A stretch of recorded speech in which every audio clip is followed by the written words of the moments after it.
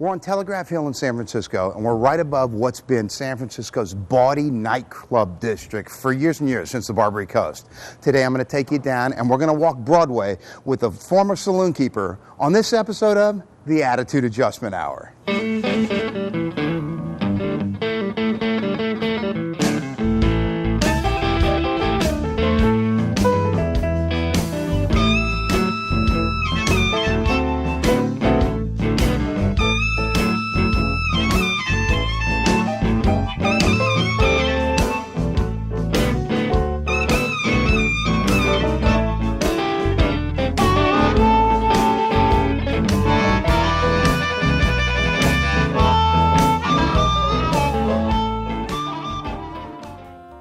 North Beach, San Francisco, especially the 400 and 500 blocks of Broadway near Columbus, has always been the epicenter of racy adult entertainment in the city as long as I can remember.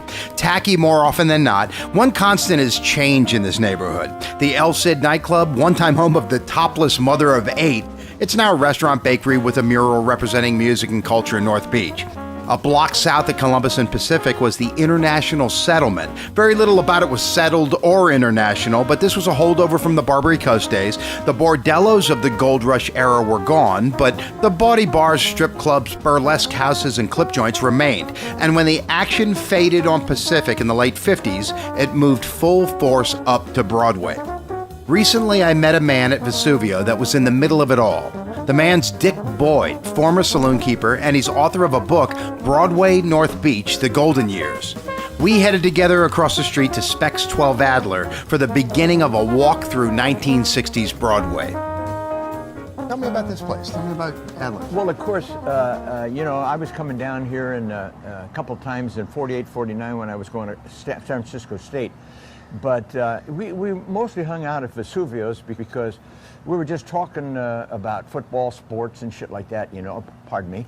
And so then I started coming down here trolling for gals, and I noticed that there was a lot of butchy-looking kind of gals around, but there was a lot of the other kind too, and I thought maybe I'd get lucky, but never did happen. But this was run by Tommy Vasu, V-A-S-U, who owned the parking concession across on Broadway and owned the place upstairs. And Tommy is a gal.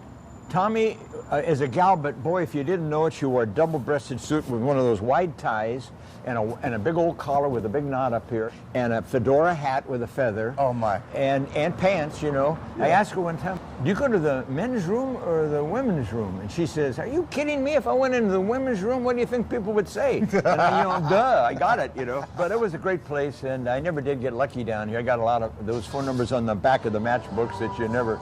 They were no good. You didn't know what it was, But I met a lot of interesting people down here anyway. And then there was a stairway from the back that went up to the place upstairs, which is a Garden of Eden now. And when we get up in Broadway, I can talk more about that. Well, let's head up there now. Yeah, okay. Yeah. Now, Mike's Pool Hall was up here next to the Garden of Eden. It was a great place to get sandwiches. It was a place where society people hung out with ex-cons and everything around a pool table or at the bar, and he made sandwiches to die for. So we'd go there, but a lot of times we were over here and back and forth between Mike's Pool Hall and Vesuvio's. And then I'd go down to La Rocca's too later on, Oh, yeah. But that was another place that was sort of off the beaten track, so we preferred to go there. People left us alone in there too, and La Rocca's sometimes a little bit. Well, Italians were a little scary to a lot of Irish guys, And Mike Roddy, the owner now of La Rocca's, told me that was the mobbed-up joint. That's what they say, yeah. They say. This was, back in those days, Tommy's joint. Now I'm talking about late 50s and early 60s. It got closed down. It was kind of a setup, They went downstairs to the, by the hidden staircase in there, or known, but a lot of people didn't. Right. They didn't advertise it. So in the women's room down there, they taped some drugs. It looked like a setup. So, anyway, this place, Tommy's joint, and that got closed, and I think that was... Oh, my Lord. And that's what they did all over. They did that all over, yeah. They were BAD. And then they did the shake the bars down. If they didn't, come across, then closed them. They'd find something, Amazing. Yeah. Now, this urban curry place was a place called Sam's Pool Hall. I don't know how long it was there, but we were coming down here in the late 40s. They had pool tables over in that corner, and there was a counter over here, and Sam was a big, I don't know, Italian, whatever he was. But now next door The legendary Coke Infante, the unofficial mayor of North Beach, during the late 60s, somebody with dough put him in here, probably Gino Del Preti, I'm not sure. They put him in. And where you see the wine glasses and all of that, there was a little stage there. Really? Yeah, and there was a broad there doing the nude topless thing. Yeah. And she would just sit there. And so we're sitting at this end of the bar, about 5 of us one time. It's about 67, 68. And we said, what's with the girl? Doesn't she dance or anything? He goes, oh, turns to the girl and he goes, show him some moves. So what she does is she just turns the chair to face us, spreads her legs a little, and looks at us. that was her move. That's hilarious. What was the name of this joint? Cokes. It was Cokes. Cokes then, yeah, just for a couple of years.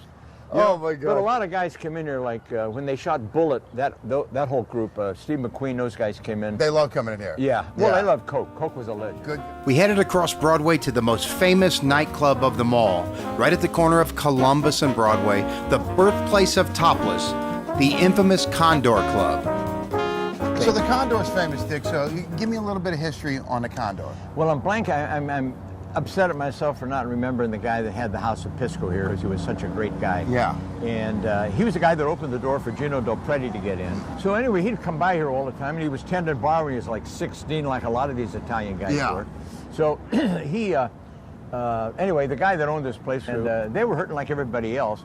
And then finally they put these windows in here. When they put the windows in and opened on Sunday afternoons on nice days like today, it really filled up with bartenders and a cocktail waitress from the night before. And then other people started. And Carol Dodo started as a cocktail waitress here, flat chest and a brunette, and hung out with all the gay beauticians. And they're all saying, oh, Carol, you got to be a blonde, you know. And then there was a doctor hung out in here, said, come on, you got to do the shots, you know, and make it. Yeah, the injections. So yeah, and she finally did all of that, of course. And then Davy Rosenberg, who said there was a shop up here that displayed the first topless bathing suit.